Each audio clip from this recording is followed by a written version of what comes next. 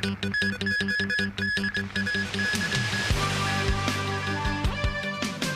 water pipe burst leaves a taxi trapped in a giant hole for hours in Chengsha. An award ceremony in Beijing conferring the highest state honor on 15 distinguished individuals.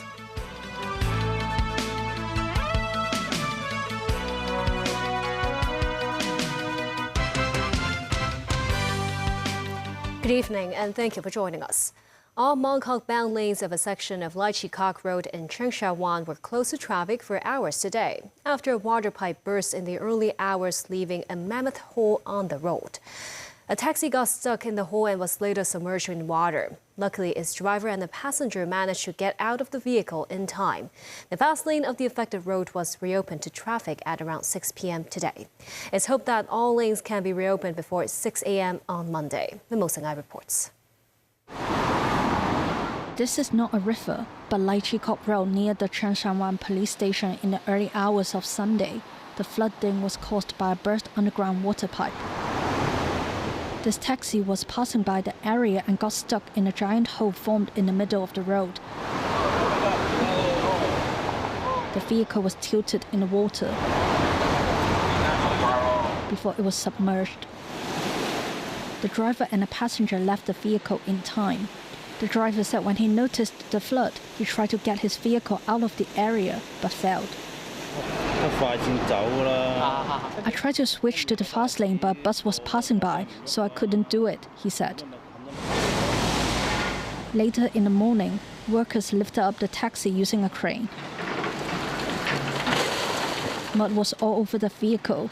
The water supplies department said the burst pipe had a diameter of 750 millimeters. Repair works continued in the afternoon. The water supplies department said the burst pipe had not affected the utility supply. Yet the authorities will look into the cause of the incident with the highways department and the drainage services department. The water supplies department said the pipe was installed in the 1960s. The department said they have been repairing worn-out pipes since 2000, and so far some 3,000 kilometers of pipes have been handled.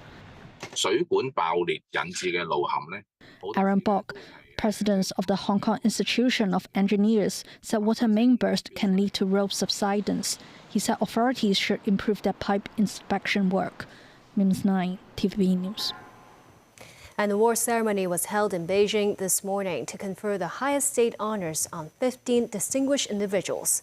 This comes ahead of National Day as the country celebrates the 75th anniversary of the founding of the People's Republic of China. Zachary Ip reports from Beijing.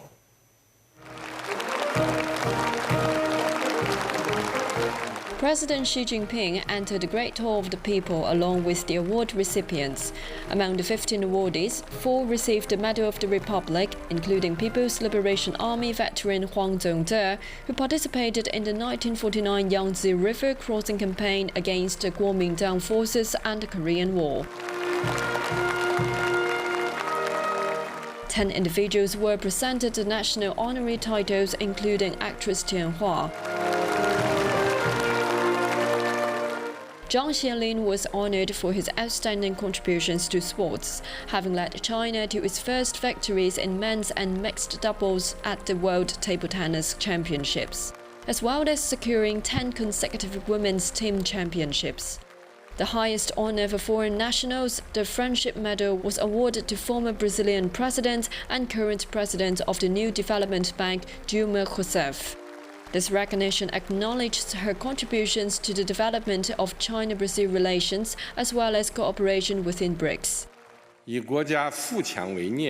In his speech, President Xi urged his fellow countrymen to learn from these heroes and heroines and integrate their personal aspiration into collective goals of the country, thereby forming a formidable force to build a strong China. She also reflected on the past 75 years and said the Chinese people will always remember international friends who have made significant contributions to China's development and the friendship between the people of China and others' countries.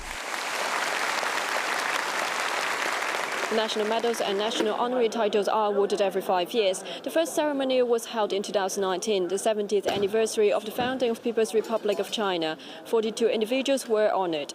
Zakarib, TVB News, Beijing. The U.S.-led international coalition formed a decade ago to combat Islamic State fighters in Iraq will cease to exist by September next year.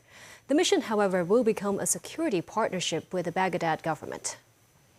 A joint statement issued by the U.S. and Iraqi government said the nations are creating bilateral partnerships that support Iraqi forces and maintain pressure on ISIS. A U.S. official underlined that this is not a withdrawal but a transition. It is not known how many of the 2,500 U.S. troops will remain in Iraq. Meanwhile, a coalition in Syria with 900 U.S. military personnel tackling the perceived threat of ISIS stays in place until at least September 2026. In the U.S., the death toll from powerful Hurricane Helene has risen to 64. The storm ripped through the southeastern states with heavy rain and winds of up to 225 kilometers per hour, causing widespread destruction. Millions were left without power supply and many were stranded without shelter awaiting rescue, as a cleanup got underway on Saturday. Tracy Furness reports. This is what is left of Horseshoe Beach in northern Florida. Homes and businesses completely destroyed after Hurricane Helene ripped through the community. Residents helped to clear up the debris. Many question whether it was worth weathering the storm as they saw their town torn to pieces. When the water got coming in our house, I had my truck parked back, and I knew the highest point in this town where it's at, and me and my wife drove around there, and we just sat in the truck and watched everything go on there. You know, we watched our town get torn to pieces. Fallen trees and debris were all that was left of the business area of Big Bend, Florida.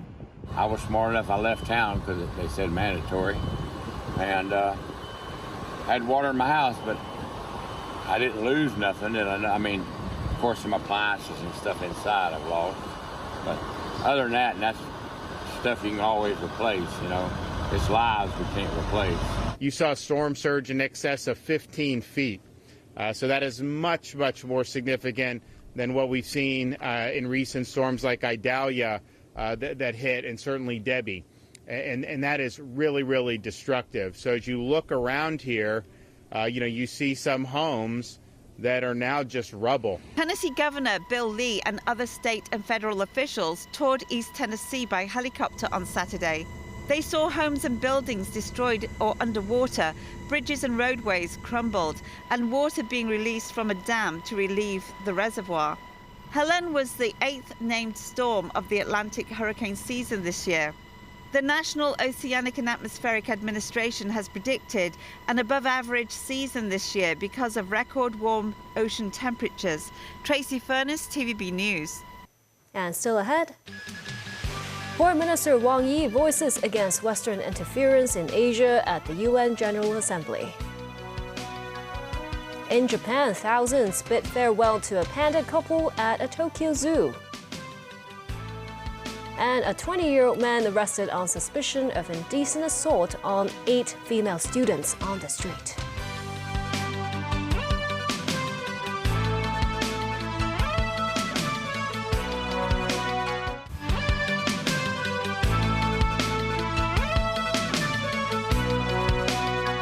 Russia's Foreign Minister Sergei Lavrov made a combative speech at the UN General Assembly in which he warned the West of the dangers of trying to secure a victory against a nuclear power.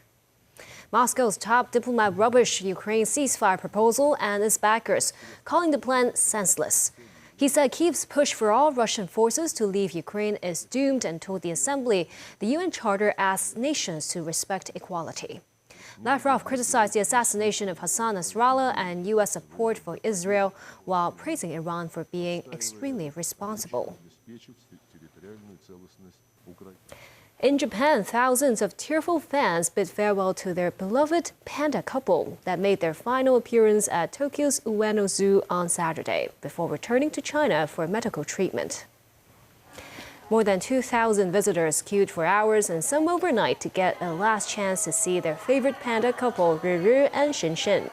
The pandas, both 19 years old, arrived at Ueno Zoo in 2011. Although their lease is good through 2026, Japan and China agreed to their return home as the aging couple need treatment for high blood pressure. The pandas gave birth to Xiangxiang, who returned home last year. China maintains ownership and over any cubs they produce. Pandas are native to southwestern China. Meanwhile, Ocean Park has released the latest footage of the twin cubs of giant panda Ying Ying.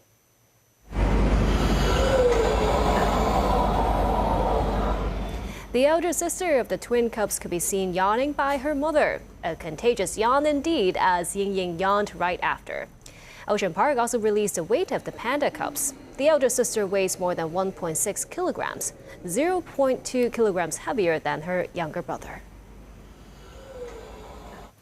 A 20-year-old man was arrested on suspicion of indecent assault. He allegedly bear-hugged at least 8 female students in Shamshui-Po. 2 female students aged 14 and 16 reported a case to the police last week that a man hugged them from the side and from behind respectively, while they were heading to school in the morning. He allegedly touched their chest as well. Police said they combed through surveillance footage and found the same suspect assaulted at least 6 other schoolgirls in uniform. After investigations, a 20-year-old local man was arrested on Saturday in a flat on Fuqua Street. Police also seized the clothes the suspect wore when allegedly committing the acts. Authorities urge anyone who witnessed the incidents or was assaulted to reach out to the force. Executive Director of the Travel Industry Council of Hong Kong, Fanny Yeung, said the number of mainland tourists visiting the city in the next 2 years will remain below the pre-pandemic period. Mainlanders will have a week-long holiday for National Day. Speaking on TVB program, Fanny Yeung said roughly 1.2 million mainlanders will travel to the city. Yeung expects the number of tourists remain below the pre-pandemic period in the coming 2 years. She said the downturn of the global economy is a contributing factor. Yeung hopes the government can lift up requirements for people who wish to obtain a tour guide license. Meanwhile, some travel agencies introduced National Day boat ride packages for people to watch the fireworks display, but they haven't received many bookings. A massive dance event was held at West Kowloon Cultural District today. The event is to celebrate the 75th National Day. It broke the record for the largest number of participants in a dance performance online and offline. More than 1,000 dancers took part, some at the West Kowloon Cultural District, including students and members from the Kowloon Women's Organizations Federation. The dancers performed an adapted version of a Chinese song to promote Chinese culture. And Hong Kong today saw another new world record set. That's for the highest number of people to be relieved on the same day with foot spa, verified by the United Nations Sustainable Development Goals. Organizer Lions Club of Silver Strand hopes the world record will help promote the habit of taking a foot spa, which has been proven by medical literature to be beneficial to health, especially among the elderly. That's by soaking your feet and ankles in warm water of about 40 degrees Celsius for 10 to 15 minutes. Today's event was divided into 4 sessions. Each session had about 150 people taking a foot spa, adding up to a total of 596 participants. Attendees of the event can take the basin they used back home.